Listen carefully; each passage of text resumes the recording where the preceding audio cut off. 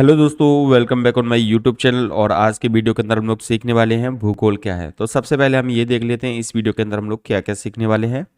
तो इस वीडियो के अंदर हम लोग सीखेंगे भूगोल क्या है, भूगोल का शाब्दिक अर्थ, भूगोल की शाखाएं, भूगोल की शाखाएं जैसे कि मानव भूगोल क्या होता है और भौतिक भूगोल क्या होता है। ये सब कुछ आज हम इस वीडियो के अंदर सीखने वाले हैं। तो चलिए, सबसे पहले हमारा जो प्रश्न आता है वो आता है भूगोल का शाब्दिक अर्थ क्या है। तो भूगोल दो शब्दों से मिलकर बना है, भू और गोल। अब यहाँ पे भू का अर्थ क्या होता है? देखो, भू का अर्थ होता है पृथ्वी। अब पृथ्वी का मतलब ये है कि पृथ्वी पर क्या क्या उपस्थित है। जिस तरीके से कितने हिस्से में पानी है, कितने हिस्से में मृदा है, कितने हिस्से में पर्वत हैं, ठीक है। तो इन सब का क्या किया जाता है? अध्ययन किया जाता है। किस क्षेत्र की कैसी जलवायु है, तो ये जो सब अध्ययन किया जाता है वो किसके अंतर्गत किया जाता है? इस भूगोल के अंतर्गत ही किया जाता है। तो ये तो शाब्दिक अर्थ है। इंग्लिश में भूगोल को क्या बोलते हैं? इंग्लिश में भूगोल को बोलते हैं जियोग्राफी। अब जियो भी दो शब्दों से मिलकर बना है। जियो, जियो का अर्थ होता है पृथ्वी और ग्राफी का अर्थ होता है वर्णन करना। यानी हम क्या करते हैं? इसमें पृथ्वी का वर्णन करते हैं। तो ओवरऑल तो हमको ये समझ में आ गया कि भूगोल के अंतर्गत हम ये देखते हैं पृथ्वी पर कौन सा तत्व, कौन सा संसाधन कितनी मात्रा में मौजूद है, ठीक है। तो अगर आपको इसका अध्ययन करना है, ये पता करना है, तो आपको क्या पढ़ना पड़ेगा? भूगोल पढ़ना पड़ेगा, ठीक है। अब हम बात करते हैं यहाँ पे भूगोल की परिभाषा की। तो यहाँ पे परिभाषा क्या है? देखो, भूगोल वह विज्ञान है जो पृथ्वी और मानव के बीच अंतर संबंधों का क्या करता है? अध्ययन करता है। अब ये तो पता ही है कि पृथ्वी मतलब क्या है। जैसे किसी मनुष्य का क्या होता है? घर होता है किसी मानव का, तो पृथ्वी मानव का क्या है? घर है, वहां पे निवास करता है। तो इन दोनों में सिंपल सी बात है, आपस में क्या है? एक संबंध है। जैसे पृथ्वी पर क्या है? कई प्रकार के संसाधन है जो कि मैं अभी आपको बता चुका हूं, ठीक है। तो उनको मानव किस तरीके से क्या करता है? प्रयोग करता है। तो इन दोनों के बीच में क्या एक संबंध है, इसी को क्या बोलते हैं? भूगोल कहते हैं।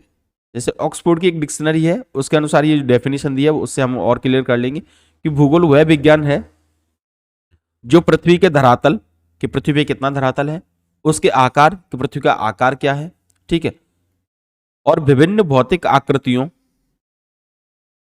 जैसे भौतिक आकृतियों का मतलब यह है कि कितने स्थान में क्या है? जल है, कितने स्थान में पर्वत है, कितने स्थान में भूमि है। ये सब अगर आपको पता करना है तो आपको क्या है? भूगोल पढ़ना पड़ेगा, ठीक है। राजनीतिक खंडों, राजनीतिक खंड का मतलब ये है, ये तो प्रकृति ने नहीं बनाए। जैसे कि अलग अलग क्या हो गए? देश हो गए। अब देश की राजनीतिक क्या होगी? सीमाएं होगी। कौन से देश की कौन सी सीमा है, तो ये सब किसके अंतर्गत आते हैं? भूगोल के अंतर्गत ही आते हैं। जलवायु, कौन से देश की कौन सी जलवायु। जनसंख्या, किस देश की जनसंख्या कितनी है, किस राज्य की जनसंख्या कितनी है, किस जिले की संख्या कितनी है, ठीक है। तो इन सब का जो वर्णन करता है वो कौन करता है? भूगोल करता है। समझ में आ गई बात आपको? तो ओवरऑल ये है कि पृथ्वी में क्या क्या मौजूद है, कितनी मात्रा में मौजूद है, और पृथ्वी के में मनुष्य ने क्या क्या अपनी ओर से बनाया है। अगर आपको इन सब का अध्ययन करना है तो आपको क्या पढ़ना है? भूगोल पढ़ना है। और ये इसकी परिभाषा होगी। क्लियर, समझ में आ गया? तो आपको एक बार और रिपीट कर देता हूं परिभाषा, ठीक है, कि भूगोल वह विज्ञान है जो पृथ्वी के धरातल, उसके आकार, विभिन्न भौतिक आकृतियों, राजनीतिक खंडों, जलवायु और जनसंख्या का क्या करता है? विशद वर्णन करता है, ठीक है। इसको ही बोलते हैं भूगोल। उसके बाद हम बात करते हैं भूगोल की शाखाएं। अब भूगोल की दो शाखाएं हैं। पहली शाखा कौन सी है? मानव भूगोल, और दूसरी है भौतिक भूगोल। सबसे पहले आते हैं हम लोग मानव भूगोल के बारे में। अब मानव भूगोल क्या है? देखो, मानव भूगोल मानव की क्रियाशील क्रियाओं का अध्ययन करता है। मानव भूगोल के अंतर्गत हम जो अध्ययन करते हैं वो किस तरीके से करते हैं? जैसे कि मानव ने क्या भूगोल में क्या क्या, जैसे उसने क्या है? देश बनाए हैं।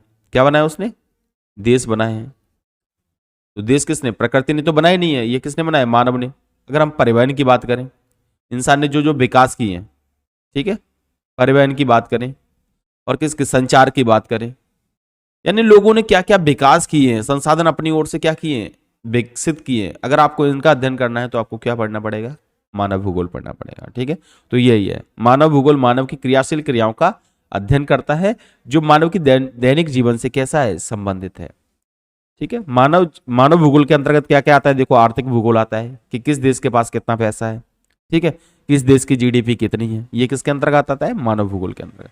दूसरा जनसंख्या भूगोल। अब जनसंख्या क्या है? किस देश की जनसंख्या कितनी है। सांस्कृतिक, कौन से देश में कौन सा कल्चर है, किस तरीके की मान्यताएं हैं, किस तरीके से लोग रहते हैं, उनका पहनावा क्या है। ये कौन सा हो गया? सांस्कृतिक भूगोल हो गया। कौन सी भाषाएं बोली जाती हैं। दूसरा राजनीतिक भूगोल, किस देश में राजनीति किस तरीके से की जाती है, जैसे अगर प्रधानमंत्री मैन होता है, मुख्यमंत्री होता है, इस तरीके से, ठीक है, आदि का अध्ययन किया जाता है। तो समझ में आ गया मानव भूगोल क्या है।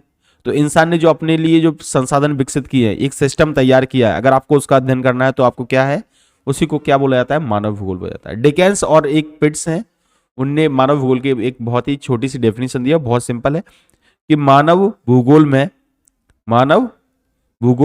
मानव और उसके कार्यों का क्या किया जाता है, अध्ययन किया जाता है, कि मनुष्य ने किस तरीके से विकास किया है, उसका अगर अध्ययन करना है तो मानव भूगोल होता है। लास्ट में आता है यहाँ पे भौतिक भूगोल। अब भौतिक भूगोल के अंतर्गत क्या आता है, तो देखो इसके अंतर्गत भू आकृति विज्ञान, भू आकृति मतलब पृथ्वी में किस तरीके से क्षेत्र बटे हुए हैं सब देशों ने आपस में। जैव भूगोल, कितनी प्रजातियां हैं जीवों की, पेड़ पौधों की जो भी प्रजातियां हैं उनका अध्ययन किया जाता है, ठीक है। पर्यावरण भूगोल, ठीक है, पर्यावरण कैसा है, उसमें कौन कौन से घटक हैं, किस में क्या प्रभाव आ रहा है, क्या चेंजेस आ रहे हैं, अगर ये सभी अध्ययन किया जाता है किसके अंतर्गत, भौतिक भूगोल के अंदर। जल विज्ञान, मृदा भूगोल, खगोलीय भूगोल, हिमनद और भूगोल, इन सब का क्या किया जाता है, अध्ययन किया जाता है, इसको बोला जाता है भौतिक भूगोल। तो आई होप आप लोग को ये छोटा सा वीडियो पसंद आया होगा। अगर आपको छोटा सा वीडियो पसंद आ गया तो प्लीज वीडियो को लाइक कर दीजिए और चैनल पे नए हो तो चैनल को सब्सक्राइब कर दीजिए। मिलते हैं एक नई वीडियो के साथ, तब तक के लिए जय हिंद, वंदे मातरम।